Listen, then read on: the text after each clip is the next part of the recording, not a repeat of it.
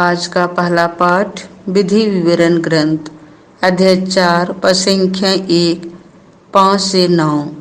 नियमों का पालन करो और उन पर चलते रहो।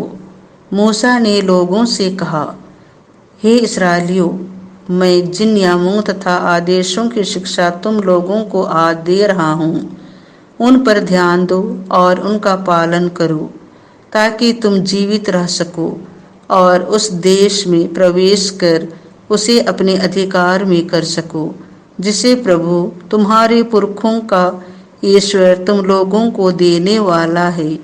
देखो, मैं अपने प्रभु ईश्वर के आदेश अनुसार तुम लोगों को नियमों तथा आदेशों की शिक्षा दे रहा हूँ, ताकि तुम उनका उस देश में पालन करो जिसे तुम अपने अधिकार में कर लोगे। तुम उनका पालन करो तथा उन पर चलते रहो, और इस तरह तुम अन्य राष्ट्रों की आंखों में समझदार और बुद्धिमान समझे जाओगे।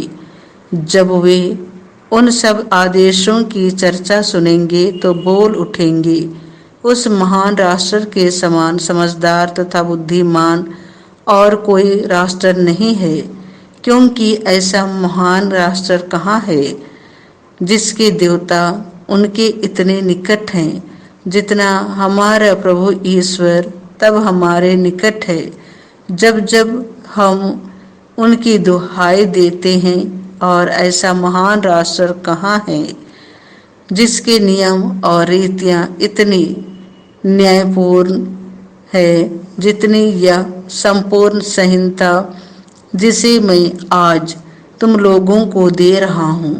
सावधान रहो, जो कुछ तुमने अपनी आँखों से देखा है उसे मत भुलाओ, उसे जीवन भर याद रखो और अपने पुत्र पौत्रों को सिखाओ।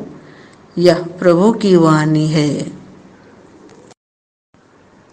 संत मत्ती के अनुसार पवित्र सुसमाचार अध्याय 5 पद संख्या 17 से 19। जो नियमों का पालन करता और उन्हें सिखाता है वह बड़ा समझा जाएगा। यीशु ने अपने शिष्यों से कहा, यह ना समझो कि मैं संहिता अथवा नबियों के लेखों को रद्द करने आया हूँ। उन्हें रद्द करने नहीं बल्कि पूरा करने आया हूँ। मैं तुम लोगों से कही देता हूँ, आकाश और पृथ्वी भले ही टल जाए, किंतु संहिता की एक मात्र अथवा एक बिंदु भी बिना पूरा हुए नहीं टलेगा।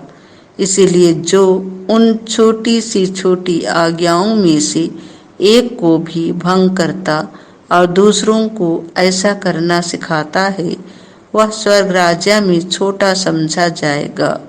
जो उनका पालन करता और उन्हें सिखाता है वह स्वर्ग राज्य में बड़ा समझा जाएगा। यह प्रभु का सुसमाचार है।